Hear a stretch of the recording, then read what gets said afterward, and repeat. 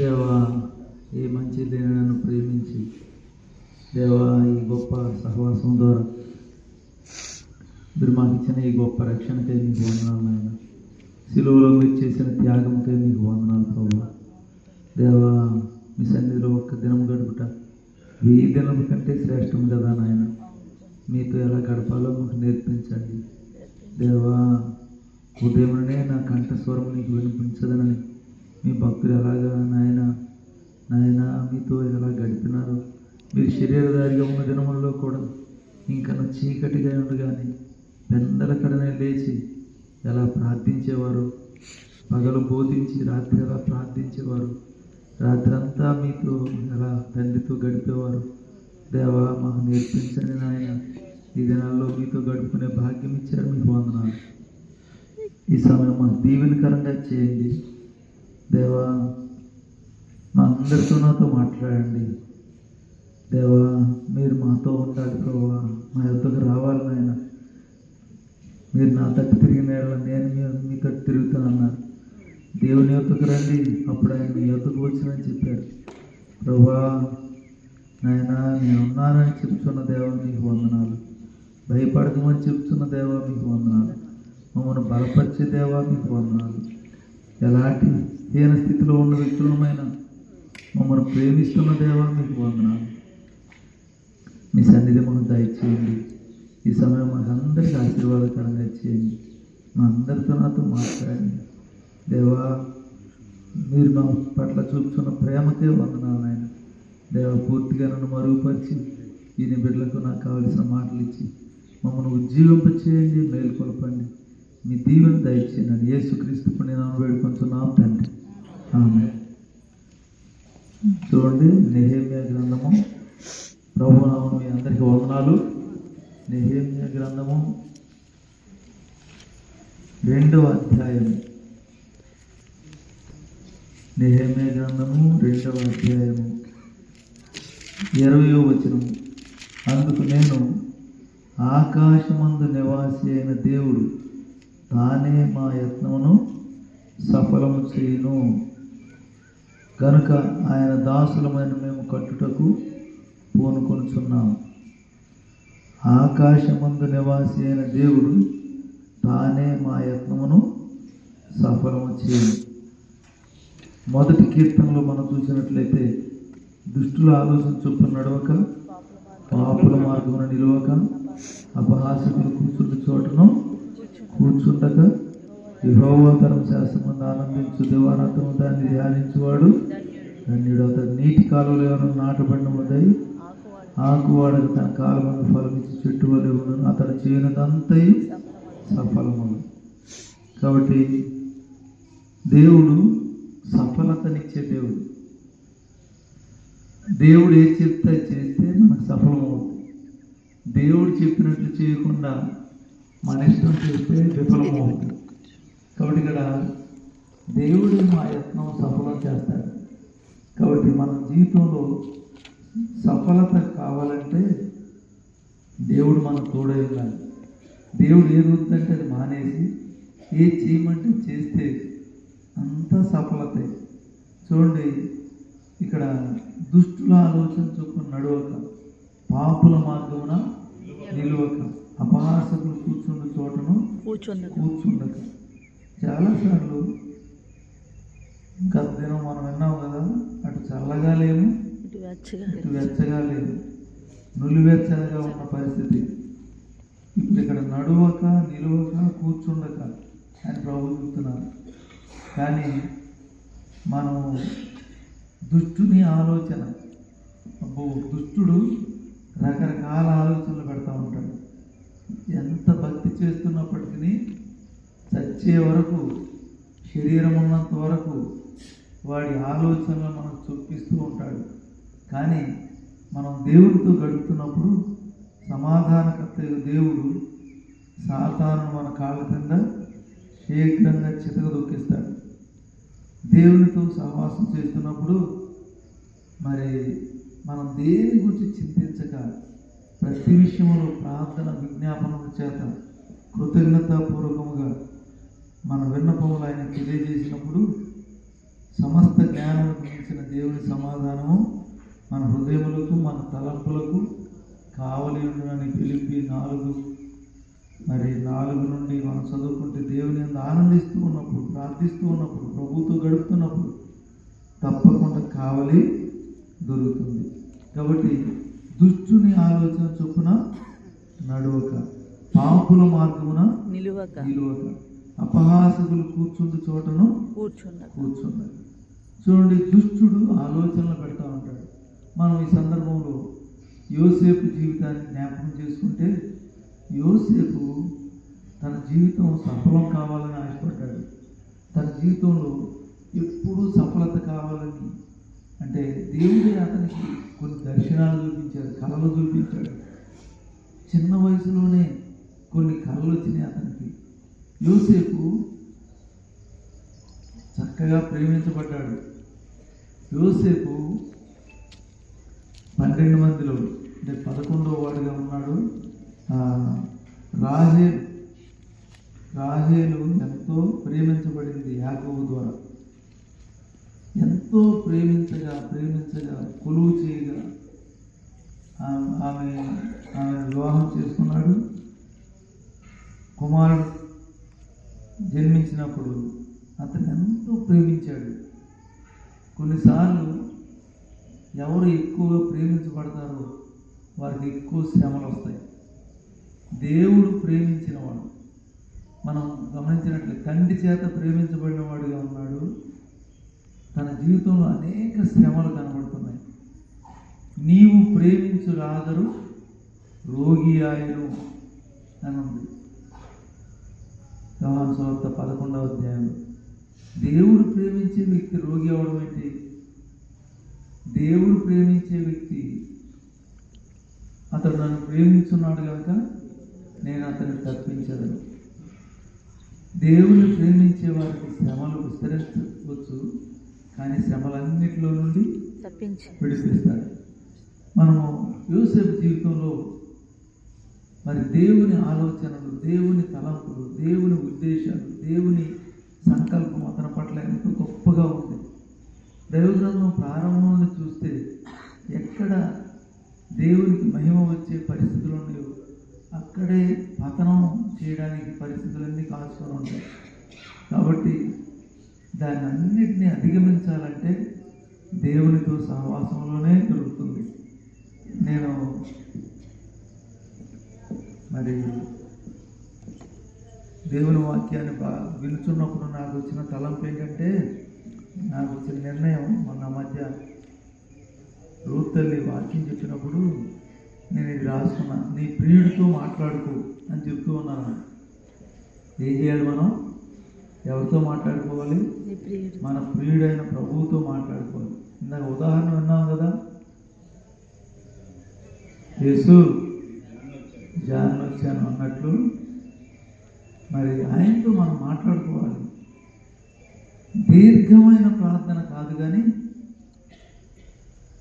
పెదవులతో మనుషులు కనబడాలని, మనుషులు చూడాలని కాదు, కానీ ముఖస్థుతికి వేషధారణగా కాదు, కానీ రహస్యమందు చూస్తున్న దేవుని దృష్టిలో మనం యథార్థంగా ఉన్నప్పుడు తప్పకుండా మనం జయాన్ని చూడగలము.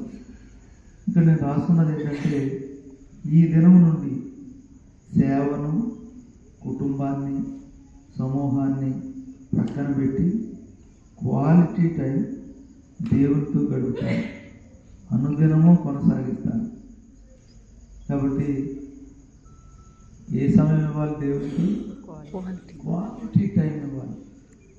సాధారణంగా మనం హడావుడిగా ఉండి అలసిపోయి దేవునికి సమయం ఇవ్వడం కాదు, కానీ ఎలాగా దేవునికి నేను చూస్తూ ఉన్నాను, అన్నిటికీ సమయం ఉంది, కానీ ప్రార్థన చేసుకోవడానికి సమయం లేదు. అన్నిటికీ సమయం ఇస్తాం. ఎవరన్నా ఎంతో అర్జెంటుగా ఉన్నా మనకి ఇష్టమైన గెస్ట్ వచ్చారనుకోండి, ఏం చేస్తాం? అన్నీ పక్కన పెట్టి వాళ్ళతోనే మాట్లాడతాం, వారికి ప్రయారిటీ ఇస్తాం, వారికి ఖర్చు అవుతాం. మనకి ఏది ఇష్టమో దానికోసం ఎంత దూరమైనా అది దూరం అనిపించదు. మనకి ఎవరిష్టమో వారితో గడపడానికి ఎంత సమయం అనిపించదు. ఎంత ఖర్చు అయినా ఖర్చు అనిపించదు. మనకి ఇష్టమైతే, మనకి ఇష్టం లేకపోతే అన్ని సాకులు చెప్తాం. మనకి ఇష్టం కాబట్టి మనం వచ్చాం, దేవుని సన్నిధిలో ఉన్నాం. మీ అందరికీ వందనాలు. దేవునితో గడిపి గొప్ప భాగ్యం మనకి ఇచ్చాడు. నెల నెల ప్రభువుతో ఉండడం గొప్ప భాగ్యం, ప్రభు బిడ్డలతో ఉండడం గొప్ప భాగ్యము.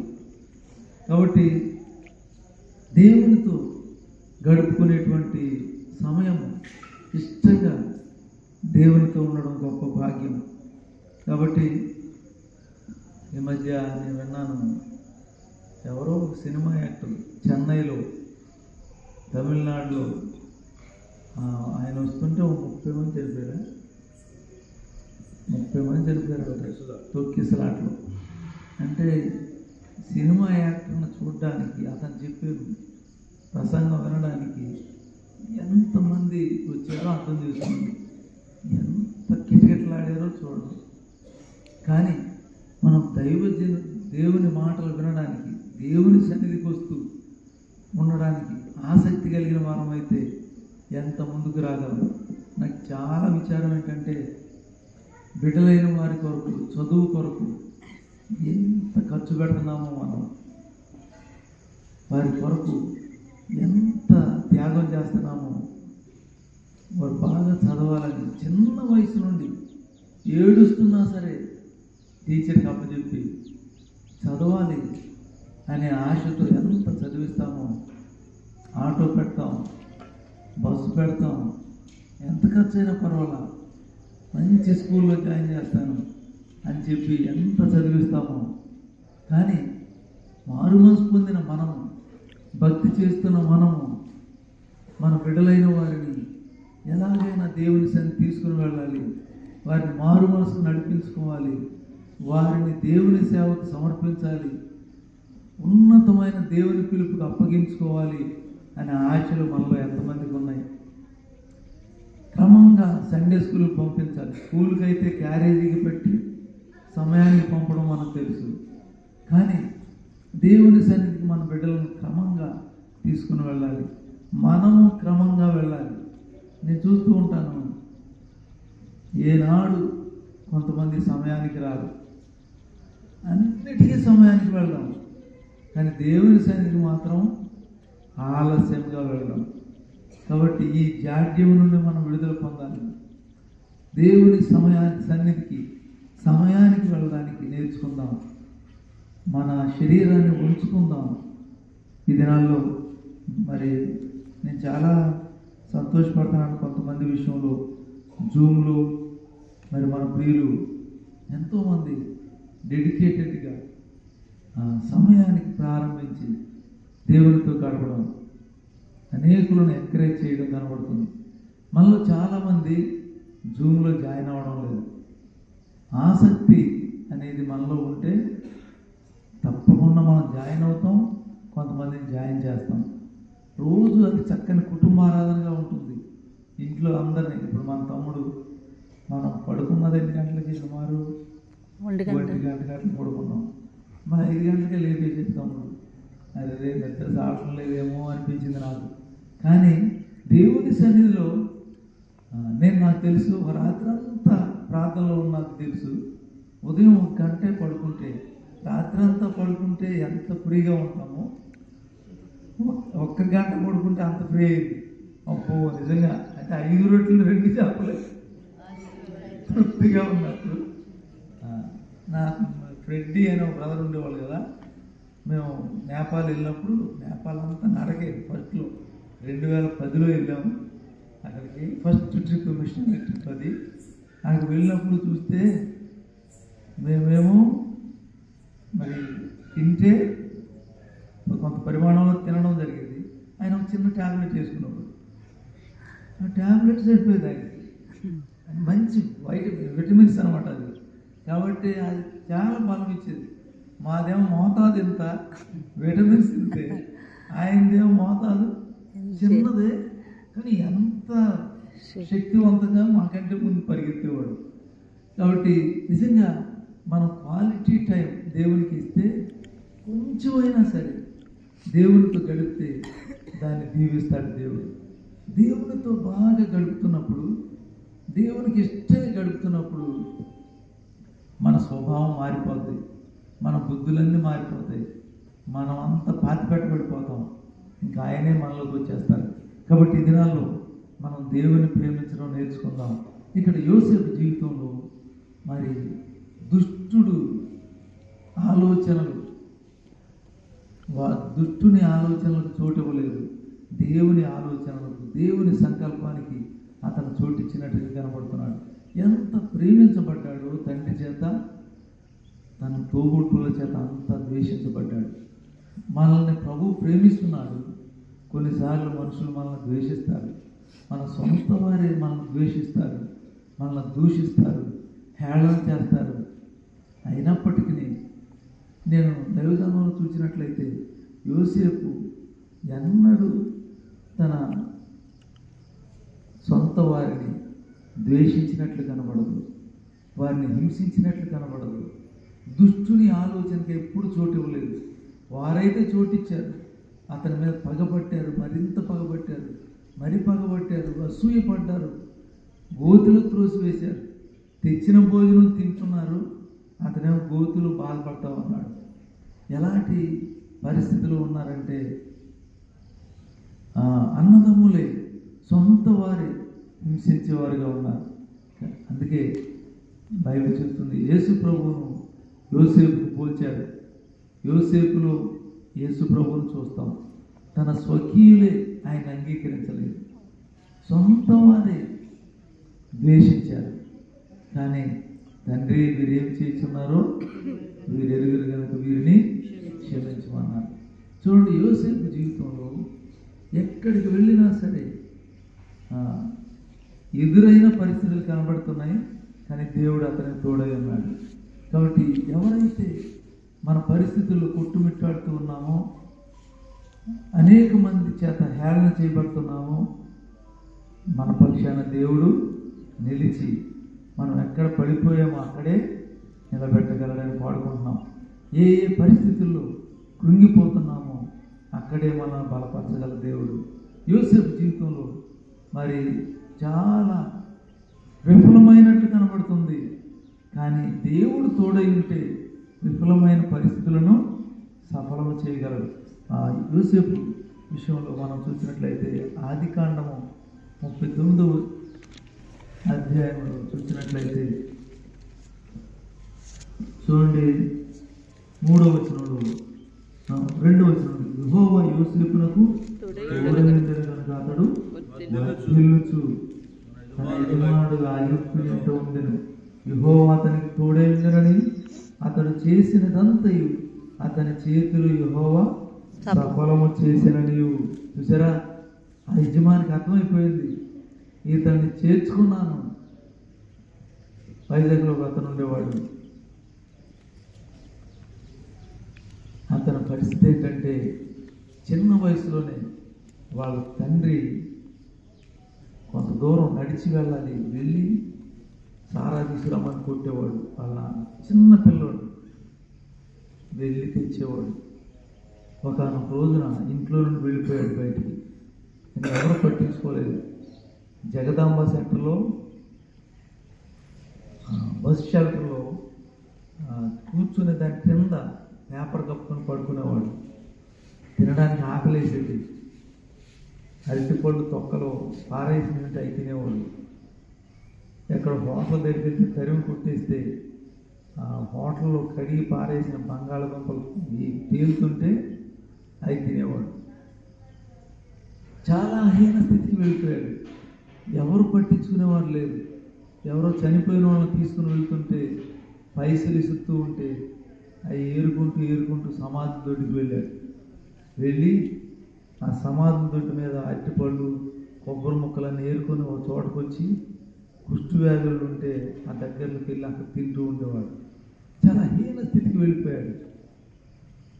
తర్వాత కొంత కాలమైన తర్వాత ఆ డబ్బులతోనే సినిమాలు చూడటం, తర్వాత నెమ్మదిగా హోటల్లోకి జాయిన్ అయ్యి మళ్ళీ అక్కడ డబ్బులు దొరికితే మళ్ళీ సినిమాలు చూడటం, ఒక బాక్సర్ లాగా తయారైపోయాడు. ఒకసారి ఇంటికి వెళ్ళాడు. మళ్ళీ పరిస్థితి అలాగే ఉంటే వాళ్ళ నాన్న ఒక గుద్దు గుద్దితే 6 నెలలు లేవలేకపోయాడు వాళ్ళ నాన్న. ఇతడు చాలా తన ఇష్టానుసారంగా జీవిస్తూ చివరికి ఒక జిమ్ కోచ్గా తయారయ్యాడు. చివరికి వచ్చేసరికి ఒక అమ్మాయిని పెళ్లి చేసుకున్నాడు, ఓ బాబు పుట్టాడు. కొంతకాలానికి నేనున్న ఏరియాలో వచ్చాడు. వచ్చి అక్కడ అద్దెకుంటున్నాడు. నేను కొన్ని గృహాలు దర్శించడం, మనం చాలా వేరు వేరు దేశాలు వెళ్తున్నాం కానీ, వేరు వేరు ప్రాంతాలకు వెళ్తున్నాం కానీ, మన ప్రక్క పోర్షన్లో ఉన్నవారిని, మన ప్రక్కనున్న ఇంటి వారి విషయం మనం పట్టించుకోవట్లా, వారికి ప్రేమ చూపట్లా, వారితో ప్రేమగా మాట్లాడడం. దయచేసి వినండి, మన తోటి వారిని దైవజనుల వర్తమానాలు వింటున్నప్పుడు ప్రతి మానవునిలో దేవుని ఊపిరి ఉంది. ప్రతి మానవుడు దేవుని పోలికగా పుట్టాడు. కాబట్టి ప్రతి మానవుని విషయంలో మనము బాధ్యత కలిగి ప్రార్థించి వారికి సువార్త ప్రకటించవలసి ఉన్నాం. సరే, నేను వెళ్ళి దేవుని మాటలు చెప్తుంటే నన్ను కొట్టాలనుకున్నాడంట దేవుని మాటలు నేను చెప్తుంటే. కానీ అలాంటి వ్యక్తి ఇక్కడికి వచ్చాడు, దేవుని మాటలు విన్నాడు, ఆశ్చర్యంగా మార్పు చెందాడు. కాబట్టి దేవుని బిడ్డలారా, దేవుని మాటలు వింటున్నప్పుడు మన జీవితంలో విఫలమైన పరిస్థితులను సఫలం చేయగలడు. నిరాకారమైన పరిస్థితిని చక్కని ఆకారంగా చేయగలడు. గత దినం మనం విన్న పిచ్చి గీతలను చక్కని చిత్రపటంగా చేశాడు. మన జీవితంలో ఈ యోసేపు జీవితాన్ని చూసినట్లయితే దేవుడు తోడై ఉన్నట్టు అతనికి అర్థమైపోయింది. ఆ యజమానికి అర్థమైపోయి గృహమంతా అప్పగించేశాడు. నిజంగా మనం నమ్మకంగా ఎక్కడున్నా నమ్మకంగా ఉంటే మన జీవితం ఎంత ధన్యమో. నమ్మకమైన వారికి దీవెనలు లేచుగా కలుగు. నమ్మకత్వం అనేది అది చాలా అవసరమైంది. కాబట్టి ఇక్కడ చూస్తే యోసేపు జీవితంలో సఫలమవుతుంది. అంతేకాదు, ఎక్కడెక్కడ సఫలమవుతుందంట చూడండి, 3వ వచనం. చూడండి 5వ వచనం చూడండి. సారి అతడు తన ఇంటి మీదను తన కలిగిన అంతటి మీద అతను విచారణకర్తగా నియమించిన కాలం మొదలుకొని యెహోవా యోసేపు నిమిత్తము ఆ ఐగుప్తుని ఇంటిని ఆశీర్వదించారు. యెహోవా ఆశీర్వాదం ఇంటిలోనేమి పొలంలోనేమి అతనికి కలిగిన సమస్తం మీదను ఉండేది. చూసారా, అంటే ఎక్కడుంటే అక్కడ ఆశీర్వాదమే. దేవుని బిడ్డలారా, మనందరం కూడా దేవుడు మనకు తోడై ఉన్నట్లుగా, ఇమ్మానుయేలు అంటే అర్థం ఏంటో తెలుసా? దేవుడు మనకు తోడు. దేవుడు మనకు తోడై ఉంటే, ఆయన తోడై ఉంటే మన పక్షాన సఫలం చేస్తాడు దేవుడు. ఇక్కడ యోసేపుకు తోడై ఉన్నాడు. ఇంటిలోనేంటి, పొలంలోనేంటి, ఎక్కడున్నా సరే సఫలత. అదంతా చూసి అంతా అప్పగించేశాడు. కానీ దేవుడు అతన్ని ఎంత ఆశీర్వదిస్తున్నాడో అతనికి అర్థమైంది. కానీ యోసేపులో ఉన్నటువంటి విలువలు, యోసేపు ఎలాంటి వాడో తెలుసు అతనికి. కానీ ఆ ఇంటిలోనే శోధన వచ్చింది. ఆ ఇంటి యజమానురాలే ఇతన్ని శోధించింది. కానీ అంటే దుష్టుడు దుష్ట ఆలోచనలు పెడతాడు. యోసేపు పుట్టలేదు ఆలోచనలు. ఎవరికి పుట్టినాయి మరి? పొతీఫరు భార్యకు పుట్టినాయి. అయితే అతను మాత్రము ఎంత మాత్రము ఒప్పలేదు. దినదినము శోధన, ఒప్పలేదు. దేవునికి భయపడువాడు. దేవుని భయం మనకుంటే పాపానికి మనం వంగలేము, లొంగలేము. దుష్టుని ఆలోచనకు చోటు ఉండదు. దుష్టుని ఆలోచన చొప్పున నడవక, పాపుల మార్గమున నిలువక, అపహాసకులు కూర్చుండు చోట కూర్చుండక, కూర్చోమని, నిలవమని, నడవమని ఎంతో ప్రేరేపించింది. ఇప్పుడు పొతీఫరు భార్యలాగా ఇది తయారైంది. ఏంటది? ఫోన్ తయారైంది. రా కూర్చో, చూడు, నీ టైం అంతా వేస్ట్ చేసుకో. దేవుని వాక్యం దగ్గర దివారాత్రం ధ్యానిస్తూ కూర్చుండవలసిన మనము, వాక్యానుసారంగా నడవలసిన మనము ఇక్కడ కూర్చోవడంలా, ఇక్కడ నడవడంలా, ఇది చదవడంలా, మరి ఏది అహో నువ్వు ఎంతసేపు చూసినా ఇది తరగదు.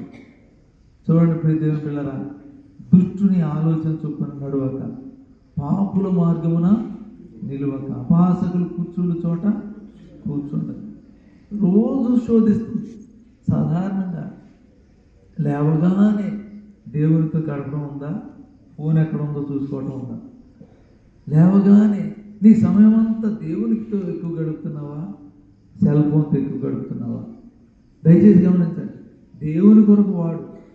నేను మా ఇంట్లో నన్ను అన్నిసార్లు గెస్ట్ లాగా వచ్చి వెళ్తున్నారనే మాటలు వినపడుతున్నాయి.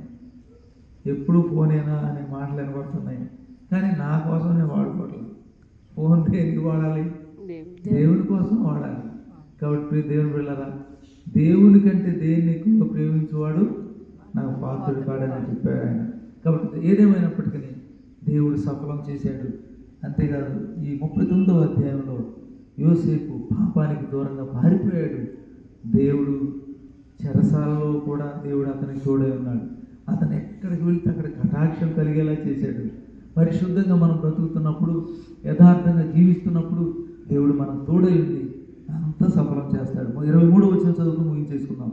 యెహోవా అతనికి తోడై ఉండేది కనుక ఆ చెరసాల అధిపతి అతని చేతికి అప్పగింపబడిన దేని గురించి విచారణ చేయకుండాను. అతడు చేయనది యావత్తు యెహోవా సఫలమవునట్లు చేశాను. మనం నెహెమ్యా గ్రంథంలో కూడా చూస్తే, ఆకాశమందున్న దేవుడు మా ప్రయత్నములన్నిటినీ సఫలం చేస్తాడు. దేవుని బిడ్డలారా, దేవుడు ఆకాశమందు ఉన్నాడు, మనం భూమి మీద ఉన్నాము. దేవుడు మన హృదయంలో నివసించి మనకు తోడై ఉండి మన పక్షాన జయిస్తూ అన్ని విషయాల్లో సఫలం చేయనట్లుగా ఆయనకు అప్పగించుకుందాం. ఆయనే సఫలం చేసే దేవుడు, ఆయనే జయములు ఇచ్చే దేవుడు. ఎవరి మనసు ఆయన మీద ఆనుకుంటుందో వారిని పూర్ణ శాంతి గలవానిగా కాపాడతాడు. కాబట్టి దేవా, నా కార్యములు సఫలం చేసి నీ మీదే అనుకుంటాను యేసయ్య. మనుషులు నమ్ముకున్నట్టు కంటే, రాజులు నమ్ముకున్నట్టు కంటే యెహోవాను ఆశ్రయించుట మేలు. కాబట్టి మనందరం కూడా శ్రేష్టమైనటువంటి ఆ పదములోకి వెళ్దాం. సఫలం చేసే ప్రభు మీద అనుకున్నాం. అతడు చేయనిదంతయు సఫలమగును. కాబట్టి పరిశుద్ధత, యథార్థత సఫలతను తెస్తుంది. కాబట్టి పాపానికి దూరంగా పారిపోయినప్పుడు, మనం వాక్యానుసారంగా బ్రతుకుతున్నప్పుడు దేవుడు ఎప్పుడు పచ్చగా, ఎప్పుడు ఆశీర్వాదకరంగా దేవుడు చేస్తాడు. ఆ మేరకు ప్రభు సహాయం చేయగా ప్రార్థన చేసుకుందాం.